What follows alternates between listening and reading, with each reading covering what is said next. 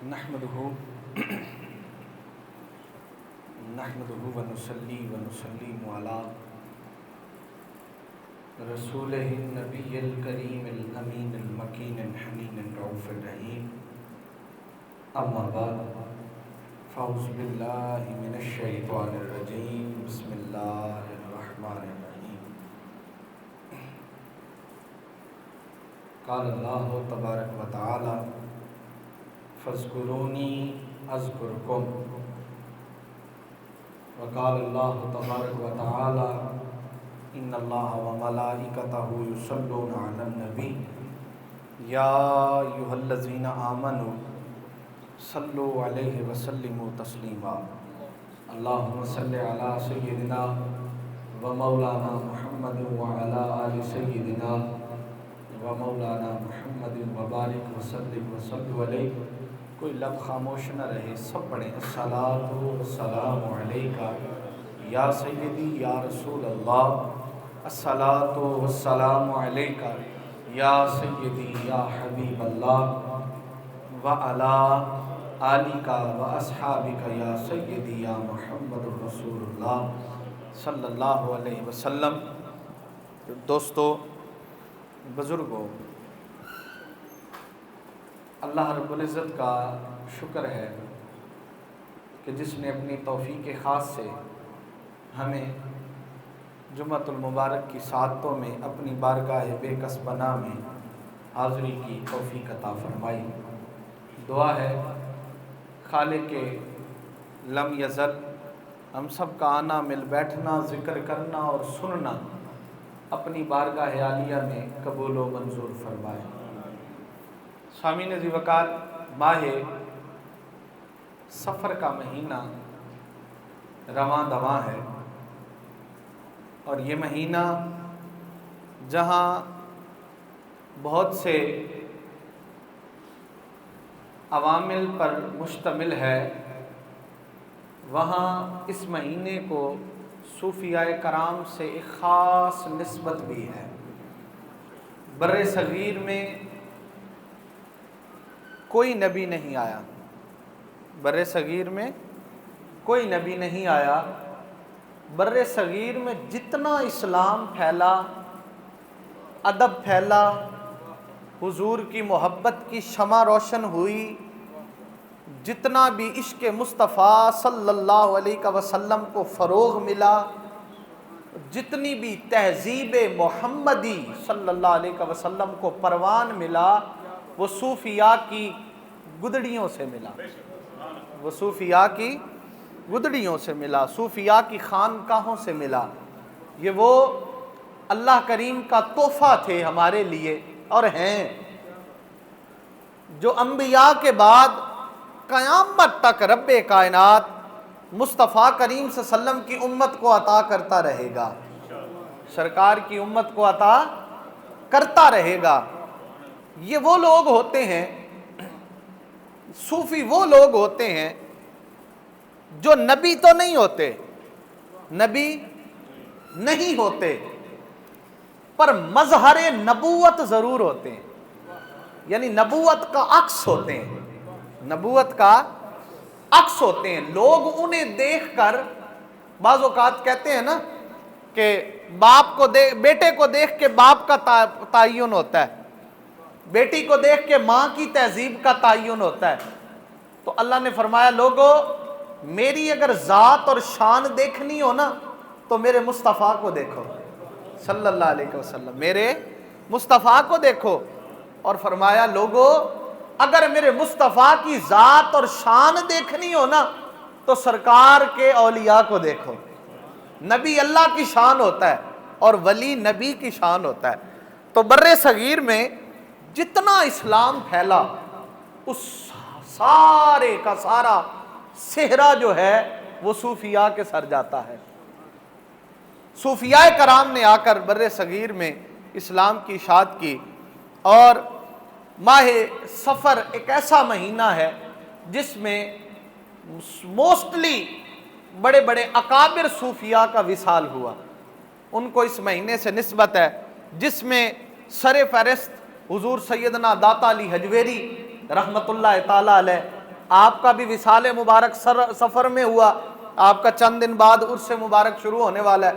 اسی طرح شیخ المشائخ زریں زربخت اعلیٰ حضرت حضور شیخ المشائخ پیر الحاج شیخ بہاؤالدین نقشبند زکریا ملتانی رحمۃ اللہ تعالی علیہ، آپ کا وصال بھی 7 صفر کو ہوا، آپ کا عرس مبارک چل رہا ہے۔ بیشتر کئی صوفیہ کرام ایسے ہیں جن کا وصال ہوا، تو ہم ان کا ذکر خیر کر کے ان کے فیض کی خیرات لینے کی کوشش کرتے ہیں۔ آقا علیہ الصلوۃ والسلام کو رب کائنات نے خطاب فرمایا۔ جبرائیل علیہ السلام ایک دن سرکار کی بارگاہ میں حاضر ہوئے۔ سیدنا عمر بن خطاب کی روایت ہے، آپ فرماتے ہیں ایک شخص آیا، صاف ستھرے اجلے کپڑے پہنے ہوئے، اس نے بڑا چمکدار ہے، بڑا خوبصورت ہے، آیا ہے لیکن مدینے کے رہنے والا نہیں ہے، مدینے کے رہنے والا نہیں ہے۔ اب وہ آ کر سرکار کے سامنے دوزانو ہو کر بیٹھ گئے۔ اب روایات میں آتا ہے کہ اس نے سرکار کے گھٹنوں کے سامنے اپنے گھٹنے ٹیک لیے اور اپنے ہاتھ اپنی رانوں پہ رکھ لیے۔ اب حضرت عمر بن خطاب فرماتے ہیں ہم بڑے حیران ہوئے کہ کون ہے یہ شخص، لگتا ہی نہیں کہ سفر کر کے آیا ہے، پر مدینے کا رہنے والا ہی نہیں ہے۔ آ کر سرکار سے سوال کرتا ہے، یا رسول اللہ اسلام کیا ہے؟ اسلام کیا ہے؟ کہتا ہے یا رسول اللہ ایمان کیا ہے؟ سرکار نے فرمایا اے بندے ایمان یہ ہے کہ تو آمنت باللہ و ملائکتہ و کتبہ و رسلہ والیوم الآخر و قدر خیرہ و شرہ من اللہ تعالی والبعث بعد الموت۔ فرمایا تو اللہ پر ایمان رکھے، رسولوں پر ایمان رکھے، کتابوں کی تصدیق کرے، تو آخرت پر ایمان رکھے، شر اور خیر کی تصدیق کرے، یہ ایمان ہے۔ یہ کیا ہے؟ پوچھا یا رسول اللہ اسلام کیا ہے؟ سرکار نے فرمایا اسلام یہ ہے کہ تو نماز ادا کرے، تو زکوٰۃ ادا کرے، تو حج کرے اگر طاقت رکھتا ہے، تو جہاد کرے، یہ اسلام ہے۔ یہ کیا ہے؟ اسلام ہے۔ اب اس نے اگلا سوال کیا یا رسول اللہ مل احسان، احسان کیا ہے؟ کیا احسان کیا ہے؟ تو سرکار نے فرمایا اے بندے ان تعبد اللہ کأنک تراہ فإن لم تکن تراہ فإنہ یراک۔ فرمایا احسان یہ ہے کہ تو اپنے رب کی عبادت ایسے کر کہ گویا تو اسے دیکھ رہا ہے، تو اسے دیکھ رہا ہے۔ اور فرمایا اے بندے اگر تو یہ حالت نہ پیدا کر سکے، اگر تو اپنے اوپر یہ حالت طاری نہ کر سکے کہ تو رب کو دیکھ رہا ہے، فرمایا فَإِن لَمْ تَكُنْ تَرَا فَإِنَّهُ يَرَاكَ۔ فرمایا پھر یہ یقین رکھ کہ وہ تجھے دیکھ رہا ہے، پھر یہ یقین رکھ کہ وہ تجھے دیکھ رہا ہے۔ فرمایا جب بندہ اس حالت میں عبادت کرنے لگ جائے نا تو پھر اس کو کہتے ہیں احسان۔ کیا کہتے ہیں؟ احسان۔ اور پھر احسان کا درجہ کیا ہے؟ احسان کا بدل کیا ہے؟ فرمایا جب بندہ اس حالت میں جائے نا کہ اس کے سجدوں میں اسے نظر آئے کہ وہ دیکھ رہا ہے۔ وہ شیخ بہاؤالدین رحمت اللہ تعالی علیہ کو جب آپ اپنے مرشد کی بارگاہ میں گئے نا تو آپ کو چند دنوں بعد ہی مرشد نے قریب کرنا شروع کر دیا۔ کہتے 70 دن کے اندر اندر آپ کو خلافت کی خرقہ پہنا دی گئی، آپ کو جبہ خلافت پہنا دیا گیا۔ اب وہاں جو سالوں سے رہ رہے تھے نا وہ بڑے بےتاب ہوئے، انہوں نے کہا یہ کیا ہو گیا، ہم سالوں سے رہ رہے ہیں اور ہماری کوئی فکر نہیں، یہ جمعہ 8 دن ہوا ہے آیا ہے اور سب کچھ لے کے چلا گیا۔ تو آپ کے مرشد شیخ شہاب الدین سہروردی رحمت اللہ تعالی علیہ آپ نے فرمایا لوگو بہاؤالدین کی لکڑی خشک تھی، جلد آگ پکڑ گئی۔ بہاؤالدین کی لکڑی خشک تھی، جلد آگ پکڑ گئی۔ تم نمی میں رہتے ہو تمہیں آگ نہیں پکڑتی، تم نمی میں رہتے ہو تمہیں آگ نہیں پکڑتی۔ اب وہ آگ کون سی تھی؟ وہ آگ تقوی کی آگ تھی، وہ محبت کی آگ تھی، وہ عشق کی آگ تھی، وہ تڑپ کی آگ تھی۔ اس کی حالت یہ تھی کہ کوئی آیا لے کے چلا گیا، کوئی عمر بھر بھی نہ پا سکا، یہ بڑے کرم کے ہیں فیصلے، یہ بڑے نصیب کی بات ہے، یہ پھر نصیب بات بن جاتی ہے۔ تو فرمایا اب وہ شیخ بہاؤالدین رحمت اللہ علیہ کے بارے میں جب یہ باتیں ہوئی نا تو مرشد نے بلایا سب کو، فرمایا تم ایسا کرو، یہ ایک ایک کبوتر دیا، ایک چھری، فرمایا جاؤ ذبح کر کے لاؤ، وہاں ذبح کرنا جہاں کوئی نہ دیکھے، وہاں ذبح کرنا جہاں کوئی نہ دیکھے۔ سب گئے چھپ چھپا کے، کسی نے کہیں ذبح کر دیا، کسی نے کہیں کر دیا، بہاؤالدین زندہ ہی واپس لے آئے، زندہ ہی واپس لے آئے۔ اب میں نے وہ بتایا نا، وہ جو حدیث کی ترجمہ بتا رہا ہوں نا، کَأَنَّكَ تَرَى فَإِن لَمْ تَكُن تَرَى فَإِنَّهُ يَرَاكَ، کہ اگر تو نہ دیکھ سکے تو یہ یقین رکھ کہ وہ دیکھ رہا ہے۔ اب آپ واپس آ گئے، انہوں نے کہا، آپ نے فرمایا بہاؤالدین اسے ذبح کر کے لاؤ، جاؤ اسے ذبح کر کے لاؤ۔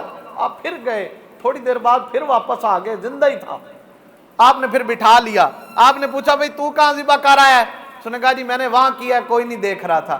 پوچھا تو نے کہاں کیا؟ اس نے کہا جی میں نے وہاں کیا، کوئی نہیں دیکھ رہا تھا۔ پوچھا تو نے کہاں کیا؟ اس نے کہا وہاں چھپ کے کیا، کوئی نہیں دیکھ رہا تھا۔ پوچھا بہاؤالدین تو نے کیوں نہیں کیا؟ تو نے ذبح کیوں نہیں کیا؟ تو کہنے لگے سرکار میں جہاں بھی جا کے چھپتا تھا نا وہ دیکھ رہا ہوتا تھا، میرا رب دیکھ رہا ہوتا تھا، میرا رب دیکھ رہا ہوتا تھا، جس وجہ سے میں ذبح ہی نہیں کر سکا۔ تو فرمایا لوگوں دیکھو، وہ اس کا وعدہ احسان یہ ہے، فَإِن لَمْ تَكُن تَرَى فَإِنَّهُ يَرَاكَ، کہ تو میری عبادت ایسے کر کہ تو اگر مجھے نہیں دیکھ سکتا تو کوئی بات نہیں، پر یہ تو یقین پیدا کرنا کہ میں دیکھ رہا ہوں، یہ یقین پیدا کر کے میں دیکھ رہا ہوں۔ اب جب بندے کی اندر یہ یقین پیدا ہو جائے نا کہ وہ دیکھ رہا ہے، وہ دیکھ رہا ہے، وہ کہتا ہے میں پھر اپنا عرش چھوڑ دیتا ہوں، میں پھر اپنی کرسی چھوڑ دیتا ہوں، میں پھر اپنا تخت چھوڑ دیتا ہوں، میں پھر کائنات میں میری وسعت اتنی ہے کہ میں کہیں نہیں سماتا، کائنات میں کوئی ایسی جگہ نہیں ہوتی جہاں میں اپنا مسکن کر لوں۔ لیکن فرمایا جب مومن کا دل یہ تصور کر لے کہ میرا رب مجھے دیکھ رہا ہے تو فرمایا میں کہیں نہیں ٹھہرتا، میں اس کے دل میں جا کے اپنا ڈیرا جما لیتا ہوں، میں رب اس کے دل میں جا کے اپنا ڈیرا جما لیتا ہوں۔ پھر کیا ہوتا ہے؟ فرمایا پھر ہوتا یہ ہے، وہ جب بھی گردن جھکا کے یوں دیکھتا ہے نا، اس کو کہتے ہیں مراقبہ۔ کیا کہتے ہیں؟ تصوف کی زبان میں اس کو مراقبہ کہتے ہیں۔ صوفیاء جب بندہ اس حالت پہ پہنچتا ہے نا، ان کو پھر اللہ یہ مقام عطا فرماتا ہے، وہ بس یوں کرتے ہیں، گردن جھکاتے ہیں، آنکھ بند کر کے دیکھ لیتے ہیں کہ یار کس حالت میں ہے، یار کس حالت میں ہے۔ آپ حضور حضرت مجدد الفسانی رحمت اللہ تعالی علیہ، آپ کے شیخ تھے حضرت باقی باللہ رحمت اللہ علیہ۔ آپ نے نا ایک دن فرمایا اب مرید کو پیر کہہ رہا ہے، ہائے ہائے ہائے، یہ حالت ہے جب بندہ مقام پانے لگے نا تو پھر رب یوں عطا کرتا ہے۔ مرید کو پیر کہہ رہا ہے، کہنے لگے احمد جی حضور، فرمایا ایک دور آئے گا، ایک وقت آئے گا احمد میرے جیسے تیرے آستانے پہ دھکے کھائیں گے، ہائے ہائے ہائے، رب تجھے اتنی شان دے گا کہ میرے جیسے تیرے آستانے پہ دھکے کھائیں گے۔ آپ نے فرمایا حضور اللہ وہ ایسا دن نہ لائے۔ آپ نے فرمایا نہیں، ہم نے کہہ دیا رب تجھے یہ شان دے گا، رب تجھے یہ شان دے گا۔ بتا رہا ہوں مراقبہ پھر اللہ عطا کیا کرتا ہے۔ آپ وقت گزر گیا اور آپ نے عرض کی حضور اللہ نہ کرے لیکن اگر ایسا دن آیا نا تو میں آپ کو گرنے نہیں دوں گا۔ مرید پیر سے کہتا ہے میں آپ کو گرنے نہیں دوں گا۔ ایک دن شیخ باقی باللہ رحمت اللہ تعالی علیہ نے نا بھیس بدلا اور بدل کے سرہند شریف چلے گئے۔ مجدد الفسانی رحمت اللہ تعالی علیہ کے آستانے پہ دروازہ بجایا، ایک ملانگا آیا، اس سے پوچھا حضرت کدھر ہیں؟ اس نے کہا حضرت سے کیا کام ہے تجھے؟ کہتا ہے میں نے ملنا ہے۔ اس نے دیکھا بڑی بھیڑی سی حالت ہے، کوئی فقیر ہے، اس نے ڈسٹرب بھی کرنا ہوگا۔ اس نے کہا حضرت صاحب نہیں مل رہے۔ اس نے کہا نہیں میں نے ملنا ہے۔ ادھر حضرت مجدد الفسانی رحمت اللہ علیہ کا دل کیا کہ میں ذرا دیکھوں تو صحیح میرا شیخ کس حال میں، میرا شیخ کس حال میں۔ آپ نے مراقبہ کیا۔ یہ جو میں بات بتا رہا تھا نا کہ رب پھر بندے کے دل میں ڈیرا کر لیتا ہے، جب ڈیرا کرتا ہے تو پھر بندہ آنکھ بند کر کے دل کی طرف توجہ کرتا ہے اور جو چاہتا ہے دیکھ لیتا ہے، جو وہ پھر دل کی کھڑکیاں کھول دیتا ہے، وہ سارے حجابات ہٹا دیتا ہے، وہ ساری دوریاں مٹا دیتا ہے، وہ سارا کچھ مٹا کے نا بندے کو کہتا ہے۔ سیدنا غوث الاعظم نے فرمایا کہ لوگوں، کائنات میرے لیے ایسے ہے جیسے ہتھیلی پہ رائی کا دانہ، ہتھیلی پہ رائی کا دانہ، اس طرح سے کائنات میرے لیے، کیونکہ رب نے وہ تصرف عطا کر دیتا ہے کہ وہ بندہ پھر دیکھنے لگ جاتا ہے۔ اب فرمایا میں دیکھ رہا تھا، میں نے دیکھا میرے مرشد آستانے پہ نہیں ہے، میں نے دائیں بائیں دیکھا مجھے نظر نہیں آئے۔ کہتے ہیں اچانک میرے دل میں خیال گیا کہ میں کہیں سرحد میں تو دیکھوں، میرا مرشد سرحد میں تو نہیں ہے۔ کہتے ہیں میں نے توجہ کر کے جو دیکھا کہ میرے شیخ میرے دروازے پہ کھڑے ہیں اور میرے مرید اور میرے شیخ کے درمیان بحث چل رہی ہے۔ وہ کہتا فرماتے میں نے ملنا ہے، وہ کہتا میں نے ملنے نہیں دینا، وہ فرماتے میں نے ملنا ہے، وہ کہتے میں نے ملنے نہیں دینا۔ حضرت باقی باللہ جسم کے بڑے تھوڑے سے تھے، ملنگ نے نا چاہا کہ میں اس کو دھکا دوں، مجدد الفسانی دوڑ پڑے، اس نے جو دھکا دیا نا تو دوڑ کے حضرت احمد سرہندی نے پکڑ لیا۔ آپ نے پکڑا، پاؤں میں گر گئے، فرمایا حضور گستاخی ہو گئی۔ آپ نے فرمایا نہیں گستاخی نہیں ہوئی احمد، اللہ کا شکر ادا کر، اس نے تیرا بھی قول پورا کیا، میرا بھی قول پورا کیا۔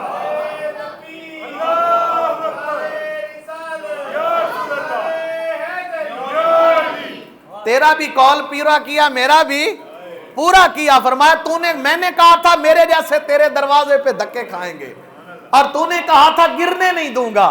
تو فرمایا احسان یہ ہے فَإِن لَمْ تَكُنْ تَرَى فَإِنَّهُ يَرَاكَ، کہ تو یہ حالت پیدا کر، تو یہ حالت میں آ، تو اپنے آپ کو اس مقام پہ لے آ۔ ہماری نمازیں کچی ہو گئی ہیں، ہماری نمازیں کچی ہو گئی ہیں، ہم آتے تو نماز میں ہیں پر ہمارا تصور نماز میں نہیں ہوتا، ہم خیال نماز میں نہیں رکھتے، ہمارا من کہیں اور ہوتا ہے، دماغ کہیں اور چل رہا ہوتا ہے، ہاتھ اور زبان کہیں اور چل رہے ہوتے ہیں۔ اس کی اشد ضرورت ہے۔ آپ اپنی وقت نکال کے آتے ہیں نا نماز پڑھنے کے لیے، لوگوں یکسوئی پیدا کرو۔ تم دنیا داروں سے باتیں کرتے ہو نا، ایک دن ساری دنیا بھلا کے نا اس سے باتیں کر کے دیکھو، آئے ہائے ہائے، اس سے باتیں کر کے دیکھو۔ جب آپ اس سے، لوگ مدینہ پاک جاتے ہیں، حج کر آتے ہیں، عمرہ کر آتے ہیں، مدینے سے ہو آتے ہیں، پر دل کا زنگ نہیں اترتا، دل کا زنگ نہیں اترتا۔ کیوں؟ کیونکہ بندے پہ عمل ہی نہیں ہوتا۔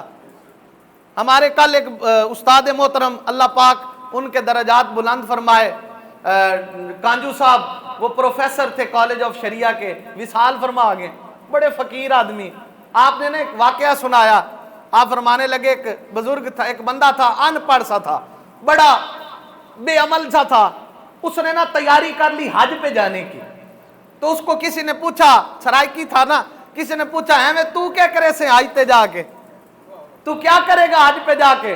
تو کہنے لگا میں نا مدینے جا رہا ہوں، عمل تو میرا ہے کوئی نہیں، میں اتھا مر ویسا، ہائے ہائے ہائے، میں اتھا مانی میں ادھر مر جاؤں گا، اور جب مر جاؤں گا تو حساب سے بچ جاؤں گا، ہائے ہائے ہائے، حساب سے بچ جاؤں گا۔ آپ فرماتے ہیں وہ مدینہ پاک چلا گیا، حج کر لیا اس نے، حج کر کے وہ 40 نمازیں بھی اس کی پوری ہو گئیں، دن ختم ہونے لگے نا، مدینہ پاک میں وقت گزر گیا لیکن اسے موت نہ آئی، مرا نہیں، وہ دن اس کے پورے ہو گئے۔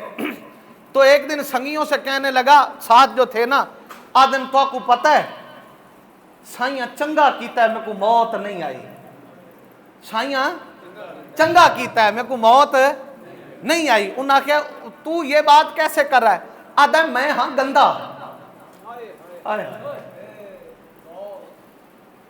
میں ہاں گندہ، تے اگر میں اتھا مردہ تا سائیاں دی زمین گندی تھی دی، ہائے ہائے ہائے ہائے، اگر میں یہاں مر جاتا تو ان کی زمین گندی ہو جاتی۔ سونا تو سا چنگا کیتا ہی وے، میں کو موت نہیں آئی، میں تا ہاں گندہ، تے گندہ تواڈی زمین جاندہ تے تواڈی زمین گندی ہو جاندی، اس واسطے کوئی نہیں ضرورت، چنگا کیتا ہی وے، کہندے اس کے ساتھی فرماتے ہیں، کہتے ہیں اتنی بات جب اس نے کی نا اس کی حالت بدلنے لگ گئی. ہائے ہائے ہائے، مدینہ طیبہ میں اس کی حالت بدلنے لگ گئی. تھا ان پڑھ، چٹا ان پڑھ دیہاتی، حالت جب بدلنے لگی نا تو کہنے لگا اے سنگیو گواہ رہنا میں مصطفیٰ نو کلمہ سنان لگا. ہائے ہائے ہائے، میں مصطفیٰ کریم صلی اللہ علیہ وسلم کو کلمہ سنانے لگا. اس نے کلمہ شہادت پڑھا، اس کی موت واقع ہوئی.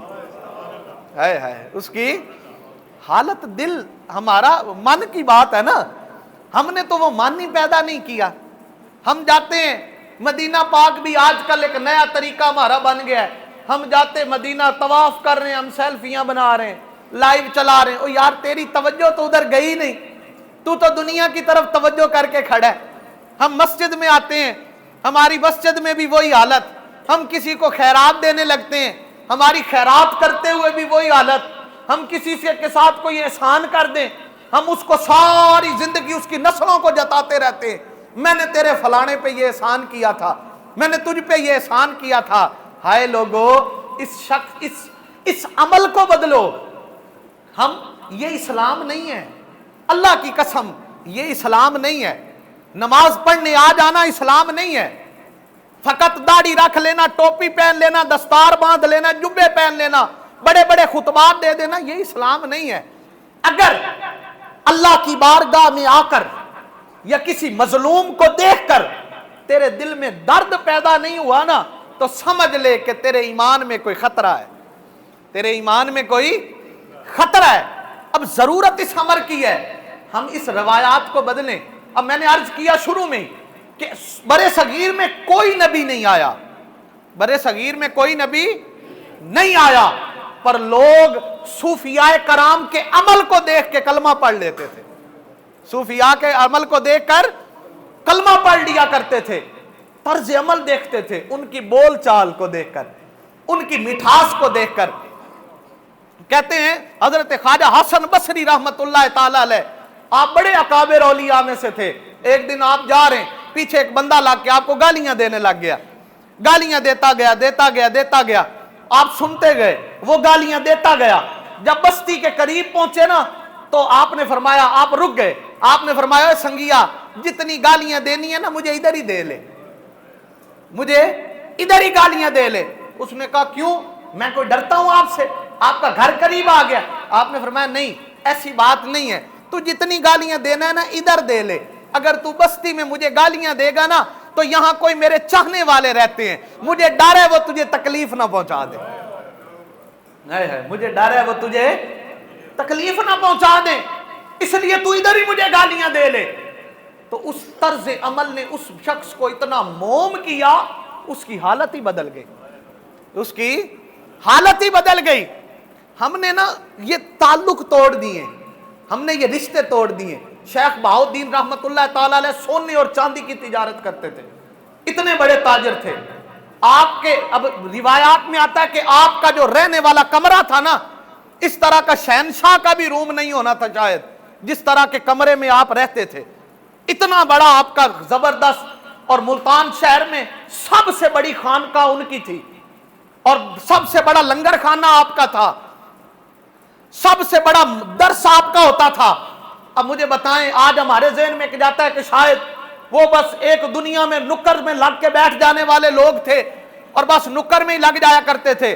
فرمایا 70,000 کے قریب لوگ آپ سے درس لیتے تھے. کتنے؟ 70,000 کے قریب لوگ آپ سے درس لیتے تھے. اور آپ جمعہ کے دن اپنی مسجد میں جب درس دیتے تھے تو کہتے ہیں کئی جنازے اٹھ جاتے تھے آپ کی بات سن کر.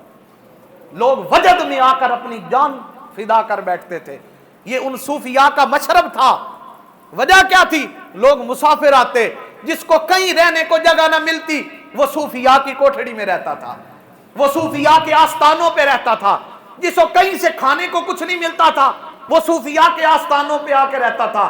اور رب کائنات ان کے لنگر چلائی رکھتا تھا. ان کے لنگر ہے یہ خالق اور مخلوق کے درمیان.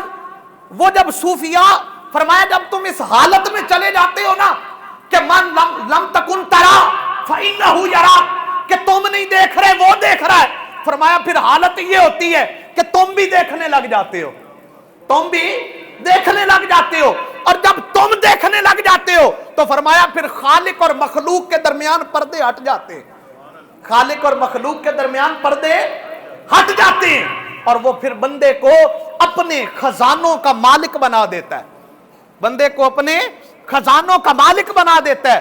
صوفیاء کی کوئی فیکٹریاں نہیں ہوتی، یہ کوئی بڑے جگیردار نہیں ہوتے، ان کے پاس کوئی بڑے بڑے کمالات اور بزنس نہیں ہوتے، پر تیرے گھر میں 5 لوگوں کا کھانا پکتا ہے تو پوری نہیں پڑتی، وہاں کئی 100 کھا جاتے ہیں، پھر بھی لنگر چلتے رہتے، پھر بھی چلتے رہتے۔ حضور قدوۃ الاولیاء کے بارے میں بڑی مشہور بات ہے کہ وہ ایوب خان کا دور تھا، وہ حضور پیر صاحب کے پاس گیا اور کہنے لگا ہم آپ کے لنگر کے لیے کچھ دے دیتے ہیں، کوئی سرکاری طور پہ کچھ لگا دیتے ہیں۔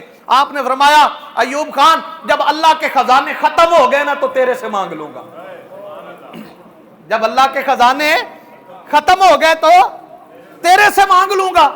تو وجہ پتا تھی نا ان کو کہ ہم جس دروازے سے لیتے ہیں وہ دروازہ تو ختم ہی کبھی نہیں ہوتا، وہ دروازہ تو ختم ہی نہیں ہوتا، جو آتا ہے کھاتا ہے، جو آتا ہے کھاتا ہے، جو آتا ہے کھاتا ہے۔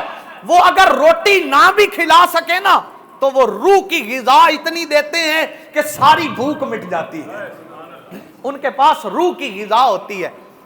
لوگ آتے تھے ان کی غذا لیتے تھے، وہ کسی کو قدر کی غذا دیتے تھے، کسی کو عشق کی غذا دیتے تھے، کسی کو ادب کی غذا دیتے تھے، کسی کو تقوی کی غذا دیتے تھے، کسی کو زہد کی غذا دیتے تھے، کسی کو ورا کی غذا دیتے تھے۔ جو ان سے ایک بار غذا لے جاتا تھا نا اسے کائنات میں کسی اور غذا کی ضرورت ہی نہیں پڑتی تھی، کسی شے کی ضرورت نہیں پڑتی تھی، لیکن ان کے رشتے پکے تھے، ان کے رشتے پکے تھے۔ ہمارے پاس داتا حضور کا مزار ہے، ہم میں سے کتنے لوگ ہیں جو مہینے میں حاضری دیتے ہوں وہاں پہ؟ کوئی دن گزر جاتے ہیں، ہم نہیں جاتے، ہمارے پاس مصروفیت ہے، ٹائم ہی کوئی نہیں۔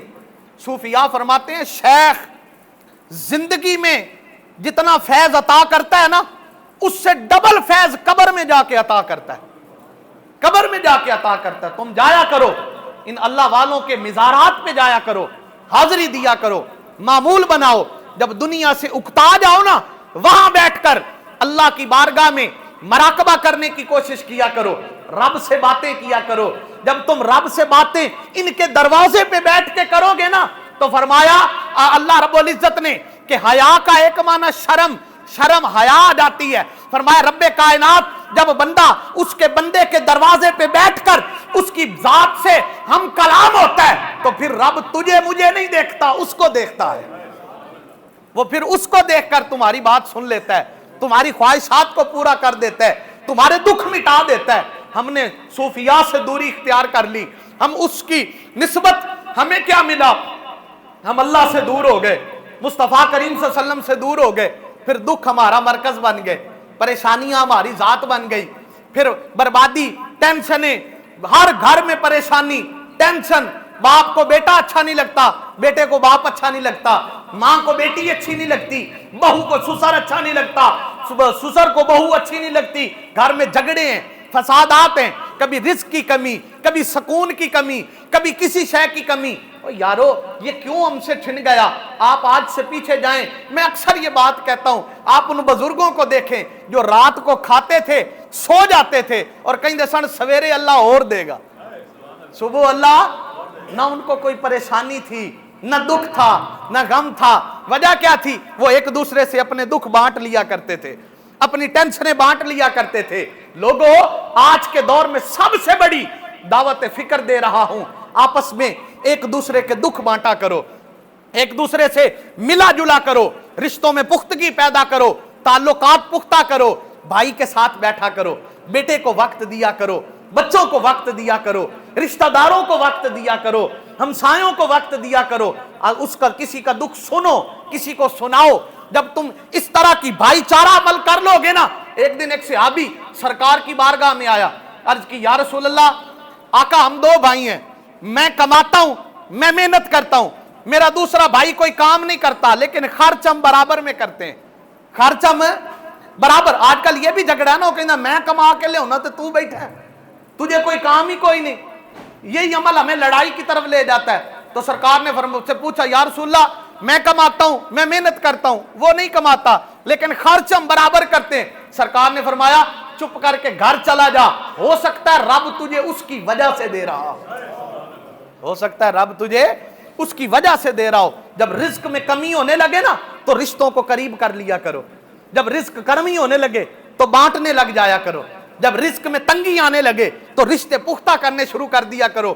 اللہ اگر میرے نصیب میں نہیں ہے نا، میں جس کے ساتھ بیٹھوں گا رب اس کے صدقے مجھے دے دے گا، جس کے ساتھ جڑیں گے۔ تو آؤ آج کی نشست میں شرکت کرنے والوں، دعوت فکر یہ ہے کہ لوگوں اللہ کے بندوں سے، اللہ سے رشتہ جوڑو، سرکار سے رشتہ جوڑو، اور یہ تب رشتہ جڑے گا جب ہم آپس کے رشتے جوڑیں گے۔ اللہ ہم سب کا حامی و ناصر ہو، دارین کی نعمتوں سے نوازے، وما علیہا الا البلاغ۔